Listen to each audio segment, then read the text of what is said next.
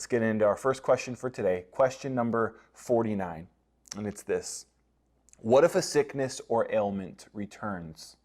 Does that prove that the healing was not genuine? So sometimes in healing ministry, you'll hear people talk about, or teachers talk about, someone who loses their healing. Maybe somebody who had hands laid on them, the symptoms seemingly went away, and then only days or weeks later, the sickness returned. They lost their healing. So what are we to think about this? Does it prove that the healing was not genuine? Well, first of all, this is a legitimate fear that everyone has when getting prayed for.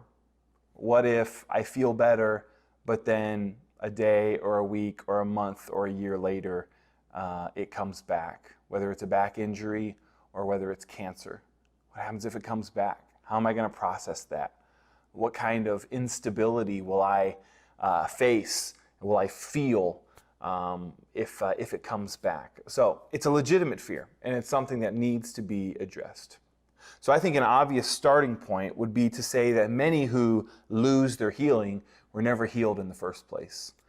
Either they or someone else convinced them that they were healed, but they truly weren't. And you could probably chalk that up to wishful thinking or emotionalism. And listen, the yearning in someone's heart who has cancer, the yearning in someone's heart who has ongoing illness to be healed, that is such a strong desire.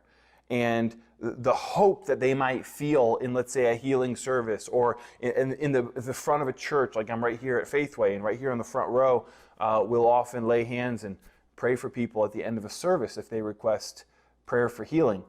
And the hope and the faith that can be that can overwhelm them in that moment could possibly lead them to maybe believe that they were healed when they weren't.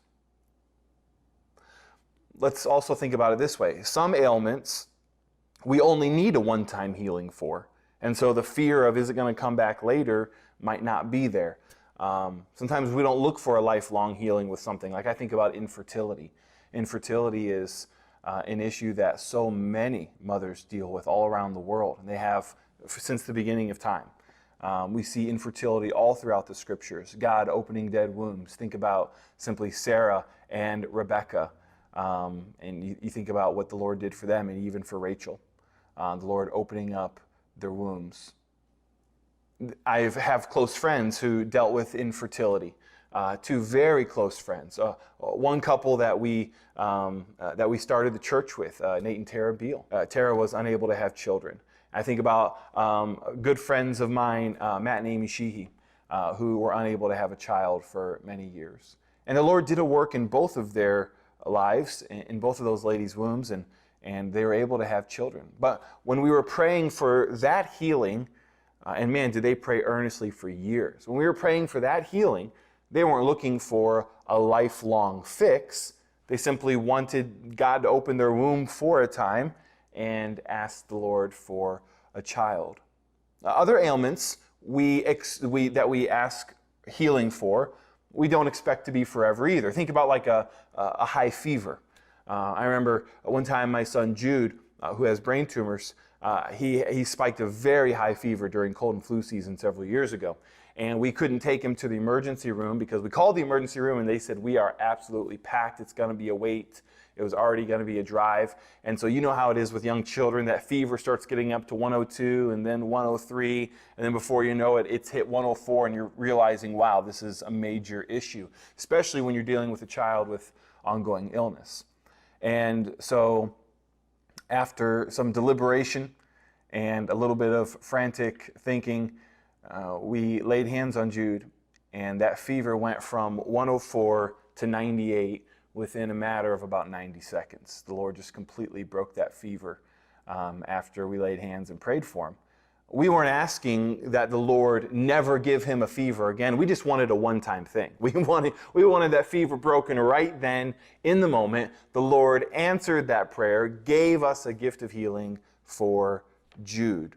And so sometimes when we pray, there's no fear of something coming back or of us losing that healing. But other things like, how about cancer or AIDS or blindness or a skin disease like ancient leprosy, which we see all throughout the scriptures, or a modern day disease like ichthyosis? What about conditions like that? Well, when we pray and we see improvement or we think we see a healing, the fear is, what if I lose it and what if it comes back? So, to rephrase the question, if a condition or pain leaves only to return months or years later, does that prove that the healing was not genuine? And here's our answer. Not necessarily. When Jesus healed Peter's mother-in-law of her fever, he made no promise that she would never have a fever again. And when Jesus raised people from the dead, he told none of them that they would not have to die again. I've read in history how the wife of C.S. Lewis was supernaturally healed of cancer through prayer and the laying on of hands, only for it to come back 2 years later and take her life. So, does that mean that the initial healing of C.S. Lewis's wife was not genuine because she ended up dying of cancer 2 years later? No, it's not the case at all. And you could have never convinced C.S. Lewis of that, nor could you convince me of that. For cancer to come back years later by no means negated the previous healing. We must remember that every healing experience on earth is a wonderful foretaste of the ultimate healing that we will all experience at the resurrection. This is the Bible truth. The point is, healing doesn't have to last forever for it to be genuine. Now, that being said, in this era that we live in which healing crusades travel around the world, cheating people out of their money, giving people false hope, and catching people up in emotionalism. Because we live in that climate, we must also add these very clear statements. We should never try to convince someone that they are healed if they are truly not. Okay? Healing ministry does not engage in the power of positive thinking. Also, we should not tell people that we ourselves are healed if we don't know that to be the case.